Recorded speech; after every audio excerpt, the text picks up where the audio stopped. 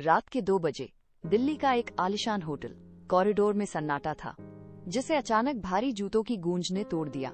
Police की एक टुकड़ी कमरे नंबर 309 के सामने रुकी।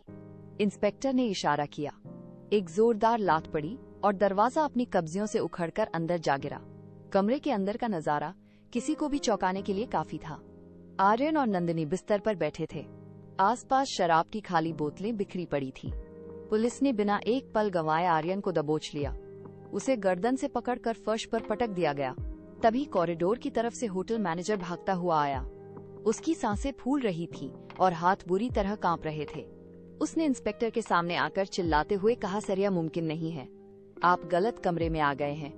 हमारे होटल के सीसीटीवी रिकॉर्डिंग के मुताबिक ये दोनों आज रात इस कमरे के अंदर दाखिल ही नहीं हुए। इंस्पेक्टर की पकड़ ढीली पड़ी। उसने मैनेजर की आंखों में देखा, फिर कमरे की खाली दीवारों को निहारा। सन्नाटा और गहरा हो गया था। क्या मैनेजर झूठ बोल रहा था या कमरा नंबर 309 में कुछ और ही घट रहा था? इंस्पेक्टर ने माथे से पसीना पोंछा और फुटेज देखने के लिए सीसीटीवी रूम की ओर दौड़ पड़े।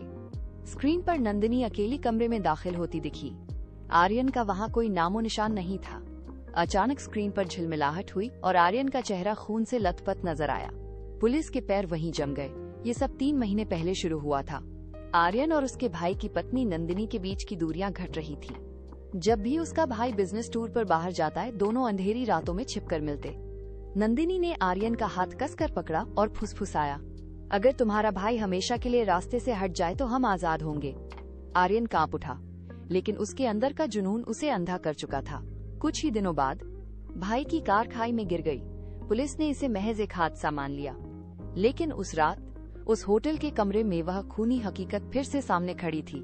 सीसीटीवी में दिख रही वो आकृति, क्या वो केवल एक भ्रम था या बीते हुए कल का कोई अधूरा हिसाब? होटल के उस कमरे में अचानक सन्नाटा छा गया। बाथरूम के अंदर से पानी के टपकने की टप-टप आवाज गूंजने लगी। आर्यन ने धीरे धीरे दरवाजा खोला।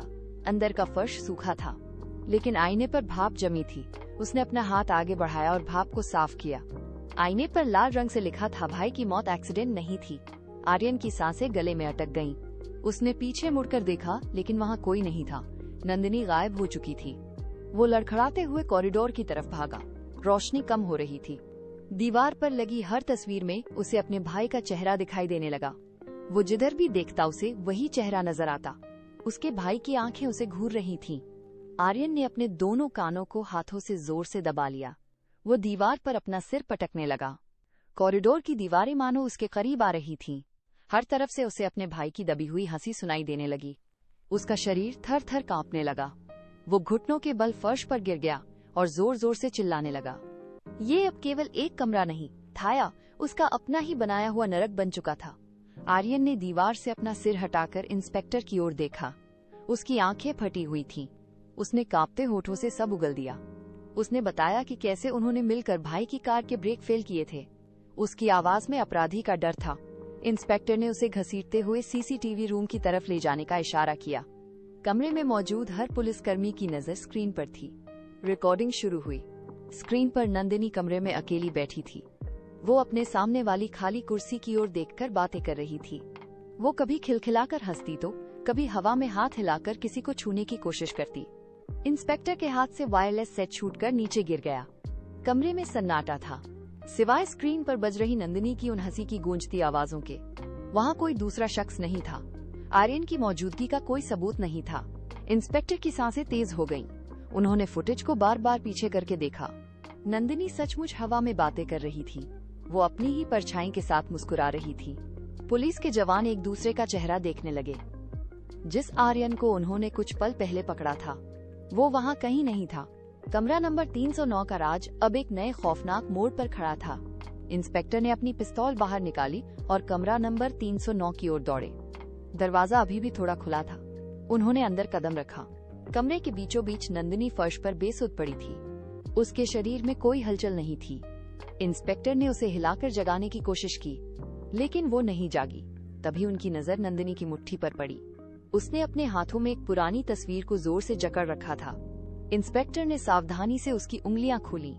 तस्वीर बाहर आ गई। वो 3 महीने पुरानी एक तस्वीर थी। उस फोटो में आर्यन का चेहरा था, जिस पर फूलों की माला चढ़ी हुई थी। तस्वीर के कोनों पर धूल जमी थी। इंस्पेक्टर के हाथ कांपने लगे। उन्होंने तस्वीर को पलटकर देखा, पीछे तारीख लिखी थी। ये उस एक्सीडेंट के अगले दिन की फोटो थी। कमरा अब ठंडा हो चुका था। सच्चाई का पता चलते ही पुलिस के जवान पीछे हट गए। आर्यन और उसका भाई उसी कार हादसे में 3 महीने पहले ही मर चुके थे।